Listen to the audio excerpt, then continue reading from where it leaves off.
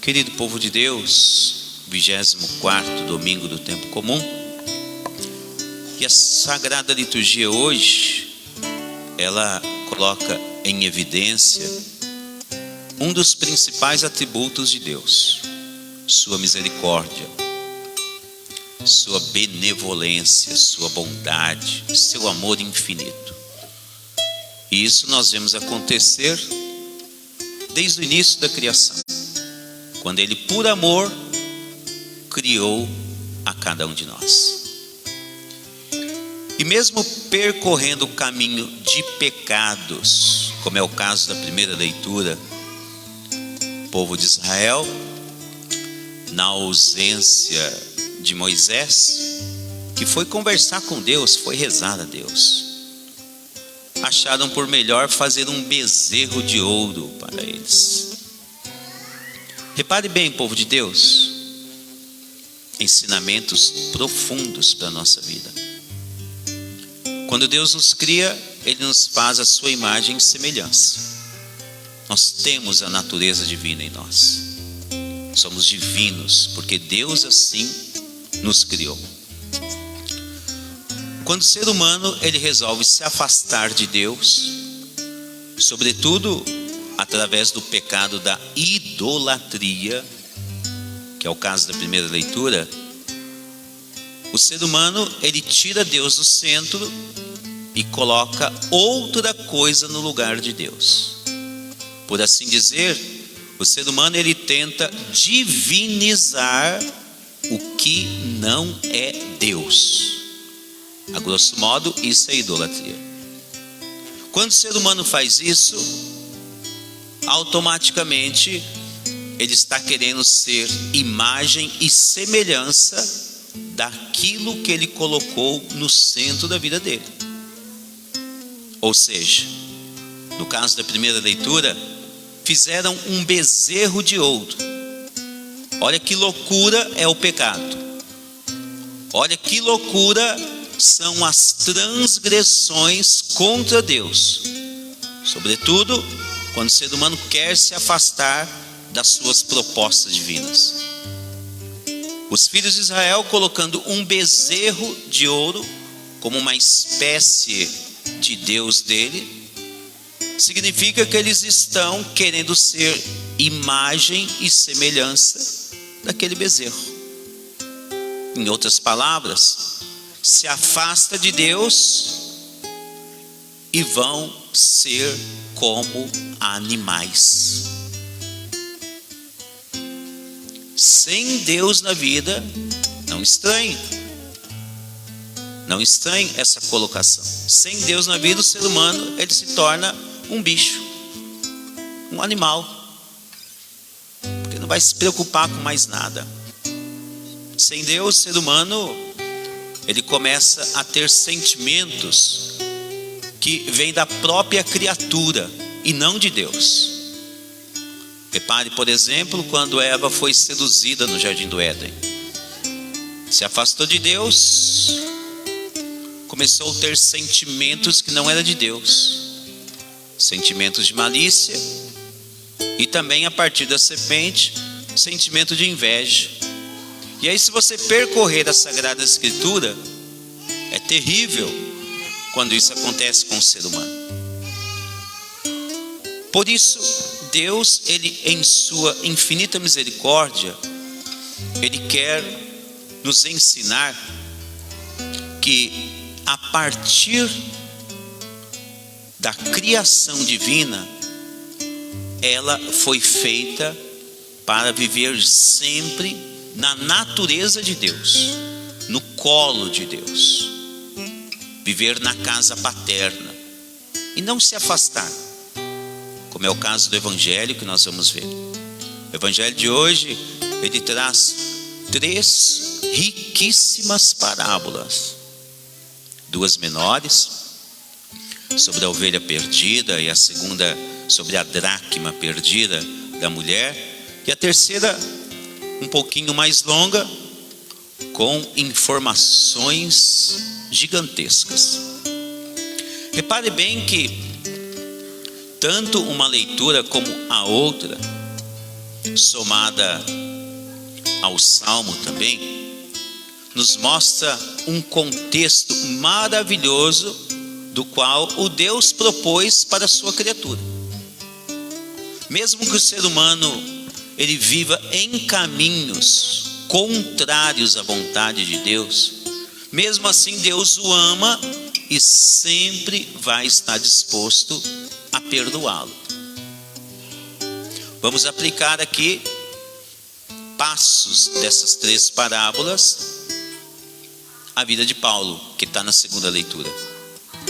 Ele mesmo diz: blasfemava contra Deus, perseguia os cristãos, segunda leitura, significando o quê? Está afastado do redil, ficou longe, se extraviou do caminho de Deus, ele ficou cego contra as coisas de Deus, e por isso se rebelou contra o cristianismo.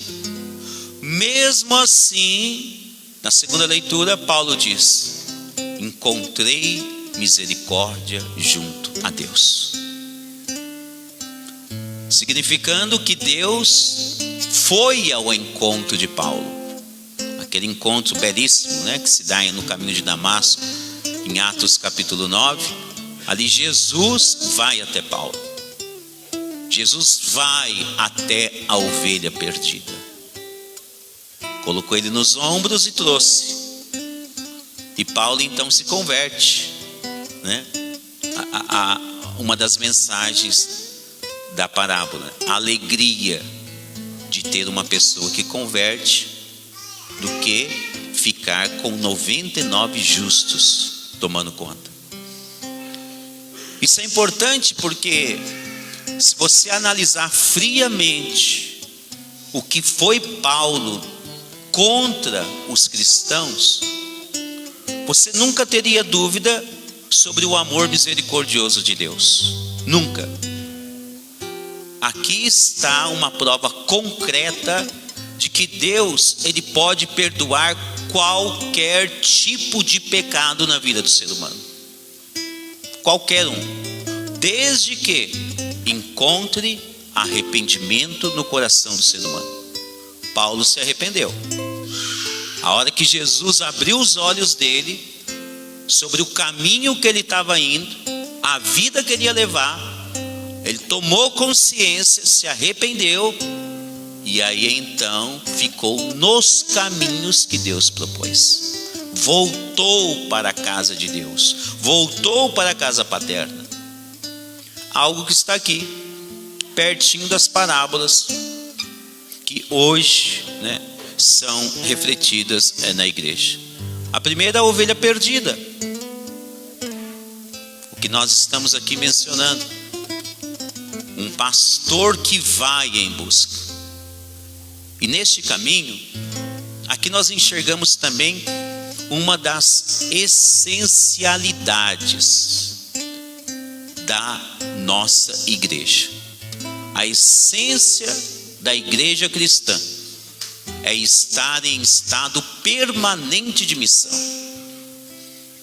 Todo cristão, ao escutar palavras como esta, deveria se sentir igreja e, por consequência disso, se sentir um cristão em estado permanente de missão.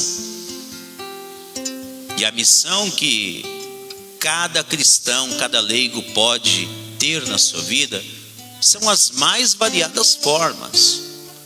Não se trata somente de missão, de você colocar a Sagrada Escritura debaixo do braço e querer sair pregando em todas as esquinas, em todas as praças, nos ônibus, nos trens, nas paradas. Não significa isso. Estar em estado permanente de missão significa que você deve levar o cristianismo que você absorve em cada Santa Missa, onde quer que você vá, e esteja uma pessoa preparada para oferecer uma palavra de conforto, para oferecer uma frase da Sagrada Escritura que Deus colocou no seu coração a uma pessoa que precisa ouvir, uma pessoa necessitada. Você tem que estar preparado para oferecer um abraço carinhoso, afetivo, a quem anda desolado, a quem anda triste, a quem anda desconsolado da vida. Um abraço amoroso do Pai, um abraço amoroso de Deus. Você tem que estar uma pessoa preparada para oferecer o seu perdão quando alguém fizer algo contra você, algo que te machuque, algo que te fira, algo que acha que afetou a sua vida de uma maneira desagradável.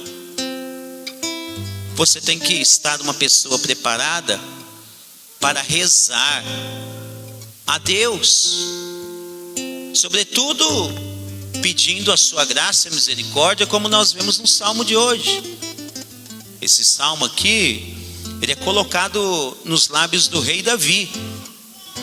O rei Davi é aquele que cometeu pecado gravíssimo. Era rei, já tinha tudo o que queria, mas mesmo assim, apenas para refrescar a memória de vocês, mesmo assim o rei Davi, o que ele fez?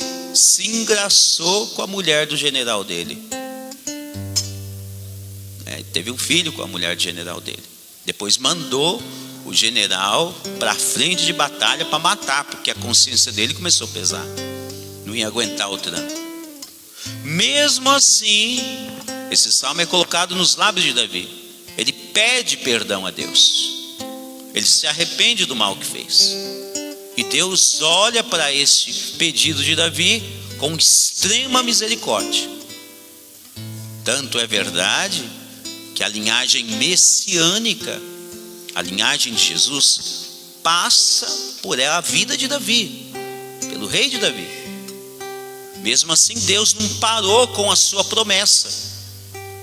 Não é porque dentro da linhagem messiânica houve uma falha tremenda, um erro grande, que Deus ele vai parar de cumprir com a sua promessa.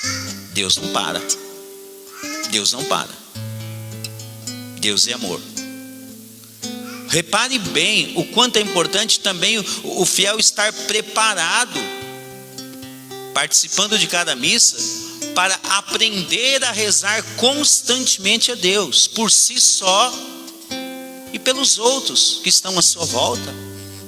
Nós temos tantos testemunhos belíssimos, dentro e fora do contexto do cristianismo, os quais se fala que pela oração alcançaram-se a misericórdia de Deus, seja para si ou para outros da sua casa, outros conhecidos. Lembre-se de Santa Rita de Cássia. Alcançou misericórdia para o esposo, que vivia xingando ela, batendo nela, chegando embriagado e era assassino. Lembre-se de Santa Mônica, que alcançou misericórdia para o seu esposo Patrício, que era rude com ela. Alcançou misericórdia para o seu filho Agostinho, que se tornou santo. Olha isso, se a gente for lembrar, tem muitas. E por isso é muito importante que o ser humano esteja sempre assim vinculado com as coisas do céu, para que quando for necessário se deparar com algumas dimensões do amor que precisa ser aplicado na própria vida, o ser humano esteja sempre preparado. Por que eu digo isso? Porque em uma das 3 parábolas nota-se claramente que um dos filhos, mesmo estando vivendo no seio do pai, o filho mais velho, mostra-se claramente que ele escondia na vida interior dele uma espécie de imaturidade na fé. É fácil de enxergar isso, né? Porque a segunda parábola pequenina também nos fala sobre a alegria do reencontro. A mulher que reencontra a dracma perdida, né? E ela chama as amigas para festejar. A alegria de quando a ovelha é reencontrada, a pessoa é reencontrada. O filho mais novo, ele pede a herança que cabe a ele, ao pai. E aqui nós aprendemos na história da igreja que agora em Jesus Cristo nós ganhamos de Deus um grande dom, que é o livre arbítrio. Você escolhe, é sua escolha, seguir os passos de Deus ou querer virar as costas para Deus. Significando que se você fizer isso, você vai ficar sem Deus. Mas outros na sua casa, se quiser, pode ficar com Deus.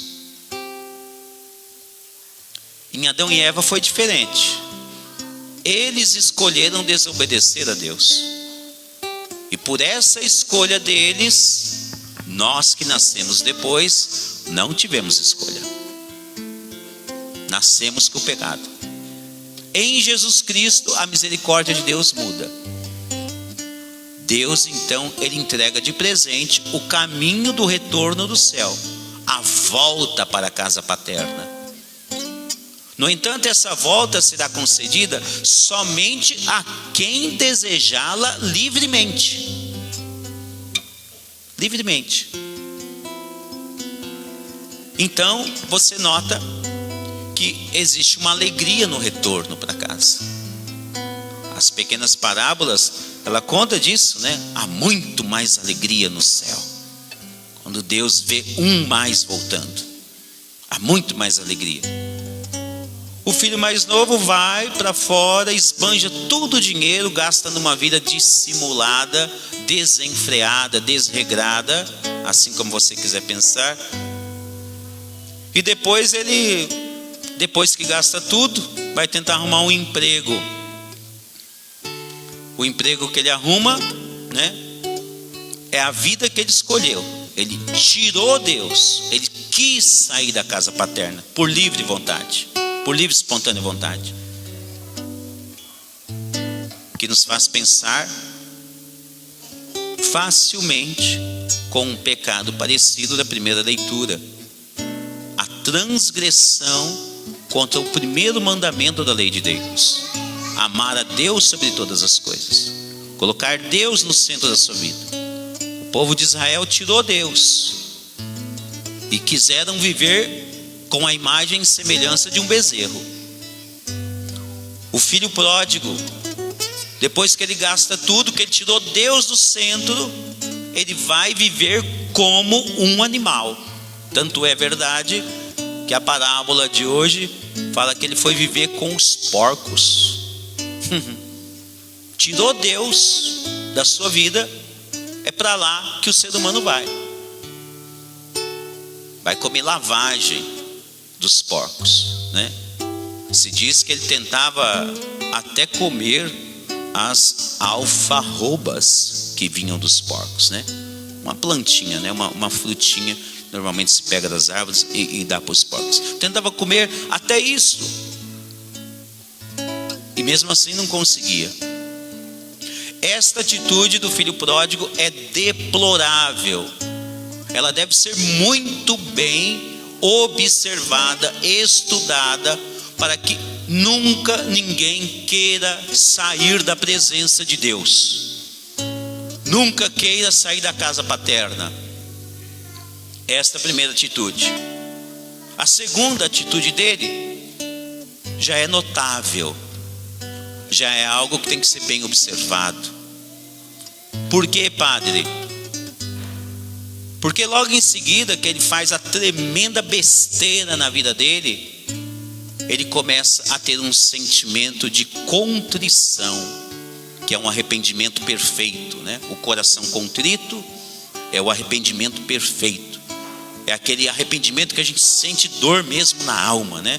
Quando a gente faz alguma coisa errada, não sei se isso já aconteceu com você alguma vez na vida, né? Aquele momento que você faz algo que não é bom, que é desagradável a Deus ou alguém, e é aquela hora que só de você lembrar, você não quer nem lembrar, porque aquilo parece que te rasga por dentro, né? Um coração contrito, um arrependimento perfeito. Esse menino teve. Ele teve. Porque na hora que ele estava lá no fundo do poço, Ele falou: o que eu fui fazer da minha vida? O que eu fui fazer? Não consigo nem comer comida dos porcos. Onde eu cheguei? Onde que eu fui chegar tirando Deus da minha vida? Achando que não precisava de Deus, achando que poderia viver com as minhas próprias forças, com as minhas próprias pernas, achando que eu podia andar pelo mundo afora e nada iria me acontecer longe de Deus. Onde que eu cheguei? Um arrependimento perfeito. Ah, não. Quer saber de uma coisa? Vou voltar para a casa do meu pai e vou dizer: pequei contra Deus. Repare de novo, o primeiro mandamento da lei de Deus, ele está querendo colocar novamente Deus no centro da história dele. E depois ele diz: vou pedir perdão para o meu pai também, que é o segundo mandamento: amor ao seu semelhante. Ele larga tudo, volta, e ali então há um momento amoroso, belíssimo, né? O qual o pai perdoa, acolhe o filho, põe roupa nova nele, anel novo e tudo mais, e leva para dentro da sua casa. Acolhe de novo, né? Acolhe o momento o qual mostra-nos o quanto Deus está ansioso pela volta de todos os seus filhos para a casa paterna, de onde nós nunca deveríamos ter saído, do paraíso. A ansiedade de Deus, o amor de Deus, ele é desejoso que todos retornem, a tal ponto que ele abraça, ele ama, ele beija, e ele não está muito preocupado com o erro do menino. Sabe por quê? Porque ele já sente que é um erro o qual deu ensinamento a ele, e ele não vai fazer mais aquilo. Um arrependimento perfeito, como eu dizia. Ele está mais preocupado em acolher e em amar, e por isso vai para dentro da casa, festeja, alegria, felicidade, né? Voltou a ovelha, né? Se arrependeu. Paulo, na segunda leitura, voltou para Deus, estava longe, né? Como eu disse para vocês, o esposo de Santa Rita volta para a casa paterna, o esposo de Santa Mônica, pela intercessão dela, volta. Agostinho volta, né? E aí vai, né? Tantas histórias belíssimas que poderíamos contar uns para os outros. Aqui no caso do Evangelho, esta é a história central. No entanto, veja a importância de viver na casa paterna e amadurecer a sua fé a cada dia. Por que digo isso? Porque o filho mais velho parecia estar mais preparado que o filho novo. Parecia. Não saiu de casa, está lá todo o tempo, está lá junto na casa paterna. Ah, esse parece que está bom, está tudo certo com ele. Olha a importância a qual o próprio ser humano tem que descobrir na sua vida uma forma de sempre estar crescendo na presença de Deus. Por que sempre crescendo na presença de Deus? Povo de Deus, Deus é infinito. Deus é amor infinito, não esgota. Deus tem bênçãos infinitas, não acaba. Deus tem curas, milagres que são infindáveis, não tem fim. Então a gente sempre pode adquirir coisa nova de Deus. Deus tem um conhecimento que é eterno, nunca acaba o conhecimento de Deus. E por isso, então, nunca deveríamos nos sentir acabados já nesse mundo, porque senão podemos ter o risco de cometer a mesma falha, o mesmo erro deste filho mais velho. O filho mais novo volta, tem festa em casa, tem alegria, mas se diz o Evangelho que o filho mais velho, quando vê aquilo, né, ele fica com raiva, ele fica enciumado, ele sente inveja, estava vivendo na casa paterna. Isso daqui deve ser refletido de maneira muito profunda por toda a nossa igreja, por cada um de nós. Viver na presença de Deus, viver comungando, mas não ter medo de fuçar, de mexer na sua vida interior, na sua vida espiritual, para saber se de fato você está vivendo de acordo como Deus quer aqui na presença dele. Se isso não for feito por cada um de nós, pode ser que quando nós saiamos aí fora, vamos explodir este mesmo sentimento desse filho. E aí quando nos deparamos com alguém aí fora, alguém da nossa casa, no nosso trabalho, aí você lança aquele olhar de raiva. Tenho raiva dessa pessoa, quero nem passar perto dela. Sinto ciúmes dessa pessoa, né? Sinto inveja. Por que aquela pessoa tem isso e eu não tenho? Como que ela conquistou aquilo e eu não tenho? E aí vai. Importantíssimo esta informação para o mundo católico, porque se trata de um amor que deve ser vivido em plenitude, como o próprio Pai que acolhe nos ensina. Filho, tudo que você tem aqui é seu. Significando, saiba usar tudo que tem aqui.